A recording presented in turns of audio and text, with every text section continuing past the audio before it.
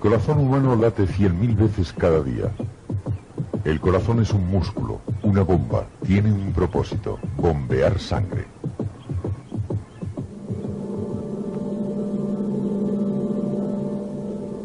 El ver sangre puede asustarnos o perturbarnos. Su apariencia, la de un simple líquido rojo, oculta su asombrosa complejidad. Transporta hasta los tejidos del cuerpo toda la materia prima que necesitan para vivir. Posee nuestras principales defensas contra las enfermedades y contiene los medios para detener su propia pérdida. A simple vista, una gota de sangre no nos dice mucho acerca de sí. Para aprender lo que es, miremos el interior del cuerpo. La sangre circula por un sistema de vasos.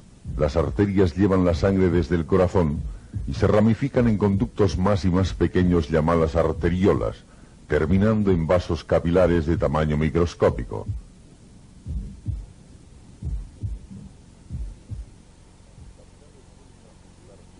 Los capilares vuelven a juntarse para formar vénulas, que a su vez se conectan formando venas que devuelven la sangre al corazón.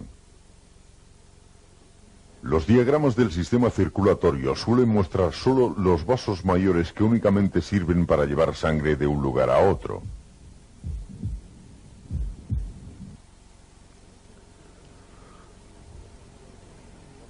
Si pudiéramos ver solo los vasos capilares, el cuerpo parecería ser casi totalmente rojo por fuera.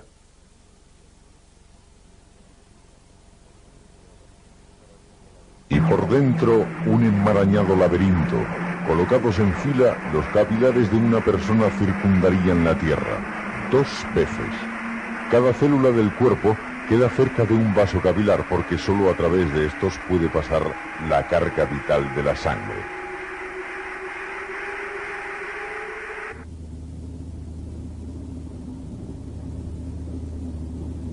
La pared capilar, que tiene el espesor de una célula, permite el paso a ciertas sustancias de la sangre mientras retiene a otras. Lo que la atraviesa depende del ambiente que rodea el vaso capilar. Por ejemplo, si el ambiente contiene menos oxígeno que la sangre, el oxígeno pasará hacia afuera del vaso capilar. A la vez, otras sustancias, tales como residuos del cuerpo, pueden pasar a los vasos capilares. Normalmente no vemos estas materias pasar a los capilares porque van disueltas en los fluidos del cuerpo, pero con un microscopio podemos ver la sangre fluir por los vasos de los animales de laboratorio. Vemos que la sangre no es un simple líquido rojo, sino que es un tejido líquido. Suspendidas en un líquido transparente llamado plasma, hay glóbulos blancos, glóbulos rojos y plaquetas que apenas se ven. Una gota de sangre de este tamaño contiene un asombroso número de estos elementos. Cerca de 100.000 glóbulos blancos, 6 millones de plaquetas y 100 millones de glóbulos rojos. Todo en una gota. Esto es anormal, un flujo de sangre muy lento en un animal que combate una infección. Normalmente, la sangre fluye veloz. Preparando una muestra especialmente, podemos ver las cantidades relativas de cada parte de la sangre. La capa superior es el plasma líquido. La capa inferior consta de glóbulos rojos, y mirándola de cerca vemos una capa intermedia. Glóbulos blancos mezclados con plaquetas. Más de la mitad de la sangre consta del dorado y transparente plasma líquido. 9/10 partes del plasma es agua. La 10ª parte restante lo convierte en un fluido dinámico, complejo y vitalmente importante. Las sustancias químicas del plasma están en solución con el agua, como la sal está disuelta en el mar. De hecho, la sal es parte importante del plasma. Ayuda a garantizar que el cuerpo mantenga un nivel adecuado de fluidos. Las proteínas del plasma también ayudan a conservar el delicado equilibrio de fluidos del cuerpo. Las proteínas lo defienden contra las enfermedades y permite que la sangre se coagule. El plasma también contiene hormonas. Ciertas glándulas especializadas segregan las hormonas hacia la sangre. Las hormonas controlan muchos procesos importantes tales como el crecimiento y la utilización de los alimentos. Lo que comemos, una vez digerido, pasa a los tejidos del cuerpo en el plasma. Las células utilizan las sustancias nutritivas para funcionar, renovarse y crear nuevas células. Cada parte del cuerpo, los dientes, la piel, los músculos, los huesos, todo pasa por el plasma en forma de materia prima.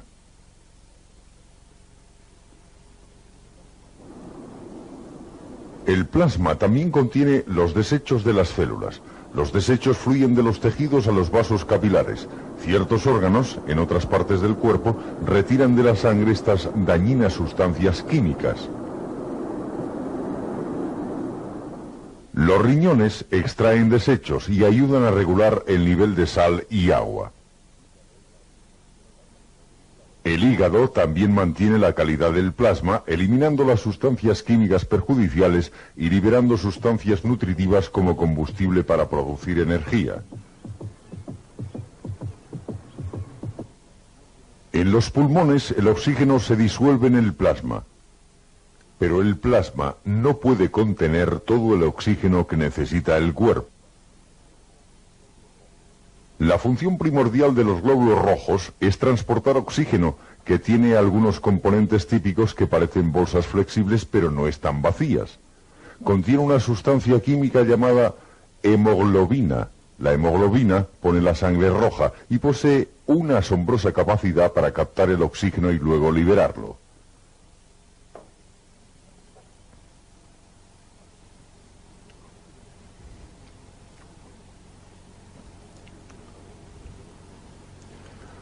Como muchos de los elementos integrantes de la sangre, los glóbulos rojos nacen no en la corriente sanguínea, sino en el esqueleto, en la médula roja que hay en el interior de los huesos. El glóbulo rojo proviene de una célula previa que pasa a través de varias generaciones. Según se desarrolla, pierde algunas de sus partes, mientras tanto produce la roja hemoglobina. Finalmente expulsa su núcleo. La célula toma su forma característica y sale a la corriente sanguínea. La médula roja es una fábrica de glóbulos rojos asombrosamente productiva. En el rato que dura este programa, un esqueleto produce alrededor de 4 millones de glóbulos rojos. Supongamos que hubiese solo un glóbulo rojo en todo el sistema. Supongamos que podemos viajar con él a lo largo de un solo de sus circuitos. Estamos aquí, en el lado derecho del corazón. El viaje comienza con un latido del corazón. Nuestro primer destino es un pulmón. En los pulmones los vasos capilares quedan muy cerca de unas membranas sumamente delgadas. A través de ellas pasan el oxígeno y otros gases. Las membranas forman millones de sacos de aire. Cuando inhalamos, los sacos se llenan de aire fresco. Cuando el glóbulo rojo pasa junto a un saco de aire, atrae el oxígeno que se ha disuelto en el plasma. El glóbulo toma un color rojo más brillante. La célula rica en oxígeno fluye entonces al lado izquierdo del corazón, completando así la primera vuelta de su circuito.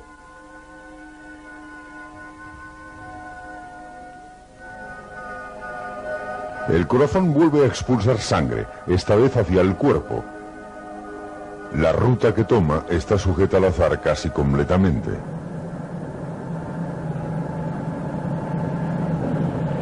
La célula roja soltará su carga de oxígeno solo en un vaso capilar y solo cuando las células que rodean el capilar tienen menos oxígeno que la sangre. A la vez, recogerá parte del anhídrido carbónico desechado que se ha integrado a la corriente sanguínea.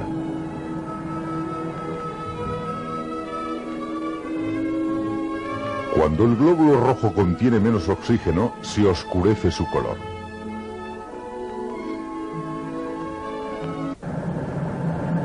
Los capilares son tan estrechos que las células rojas deben pasar apretadamente una a una, mostrando la importancia de su elasticidad. Nuestro típico glóbulo rojo pasa del capilar a las vénulas y luego a las venas. Regresa al lado derecho del corazón, completando la segunda vuelta de su circuito. Como vimos entonces, viaja de regreso a los pulmones. Allí suelta su carga de dióxido de carbono y recoge una nueva carga de oxígeno. El ciclo se vuelve a empezar y continúa mientras dure la vida de la célula. Las células rojas viven alrededor de 120 días. Viven impulsadas por billones de otras células. Tienen que realizar 1000 contorsiones. Vemos cómo quedan pilladas en la bifurcación de esta arteriola, que se divide, se aplastan una contra otras en la división, mostrando otra vez la importancia de su elasticidad. Las células rojas completarán alrededor de 70.000 circuitos y recorrerán muchos miles de kilómetros. Finalmente, al envejecer, la célula puede desintegrarse o, como vemos aquí, puede ser devorada entera por otras células del cuerpo. Estas células devoradoras son glóbulos blancos. Estos pueden parecernos organismos inhumanos que se arrastran por nuestro cuerpo, pero en realidad son una gran defensa contra la invasión de organismos foráneos. La mayoría de ellas nacen en la médula ósea. Son más grandes que los glóbulos rojos y cada uno tiene un núcleo, más otra maquinaria celular que no tienen los rojos. Son capaces de salir fuera de los vasos sanguíneos. En cualquier momento dado hay más fuera de la corriente sanguínea que dentro.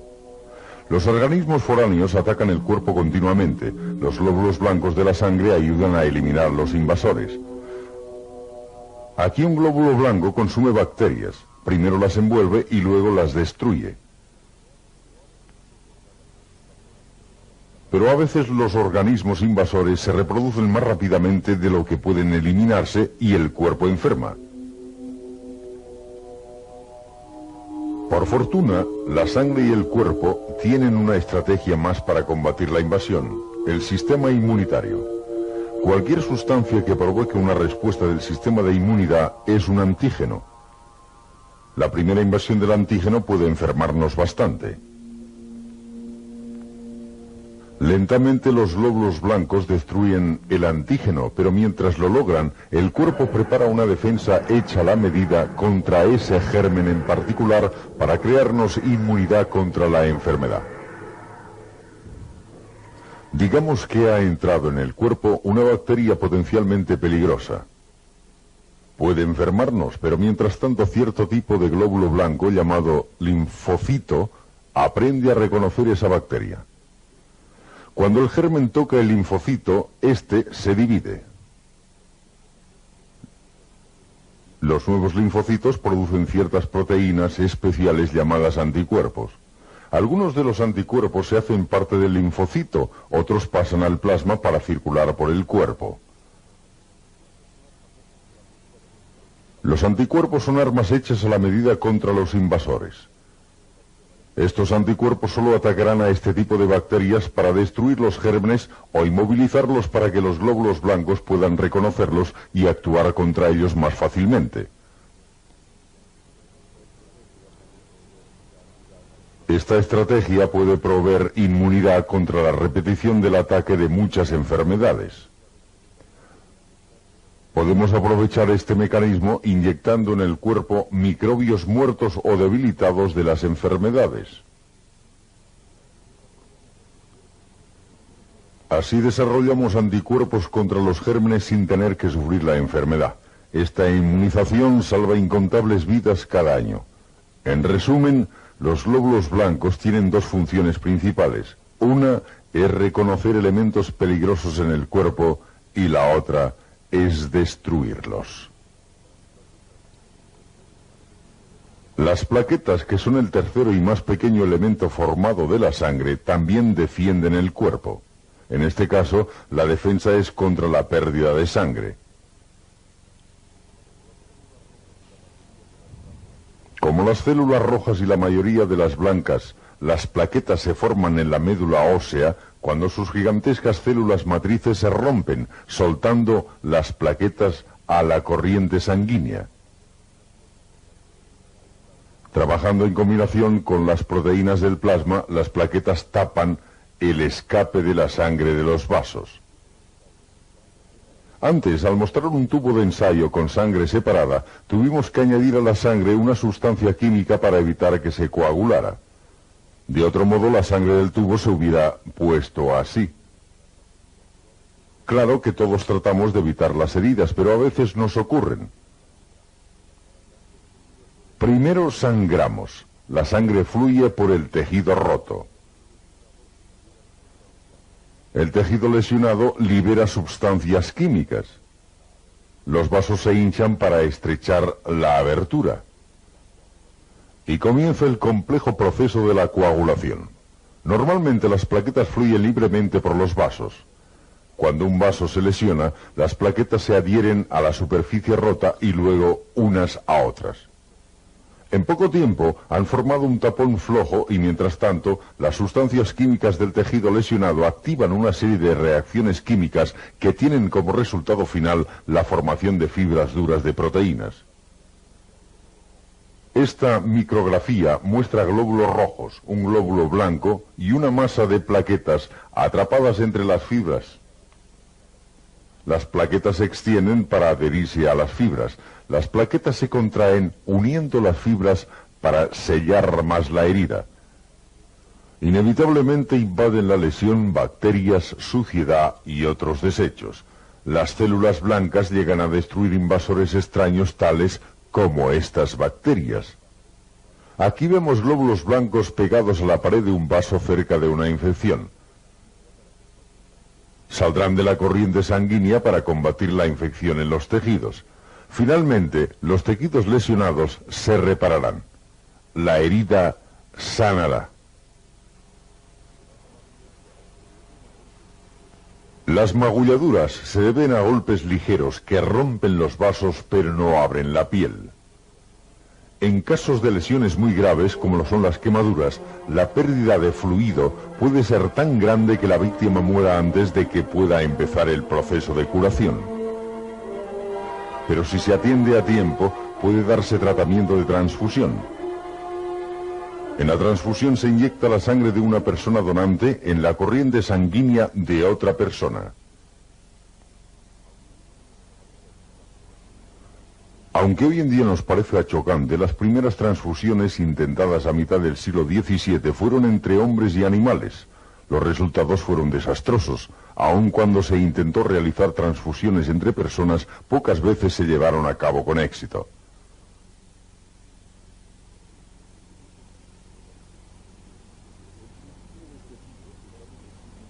Desde el principio de este siglo se sabe que existen diferentes tipos de sangre humana. Solo es posible una transfusión cuando la sangre del donante es compatible con la del paciente. Antes de cada transfusión se realizan cuidadosas pruebas para determinar los tipos de sangre del donante y del paciente. Los tipos incompatibles forman coágulos durante la prueba, como vemos en la muestra de la izquierda.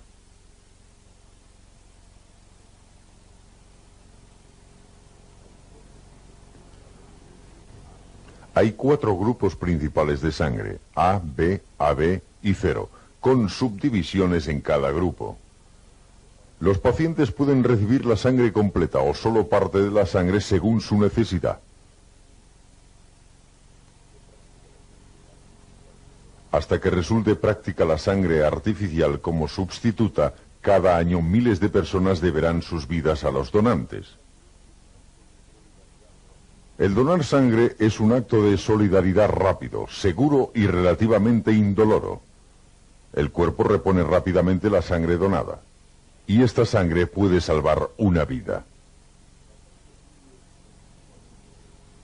La sangre fluye continuamente por el sistema circulatorio. Su plasma transporta las sustancias químicas esenciales para los tejidos del cuerpo.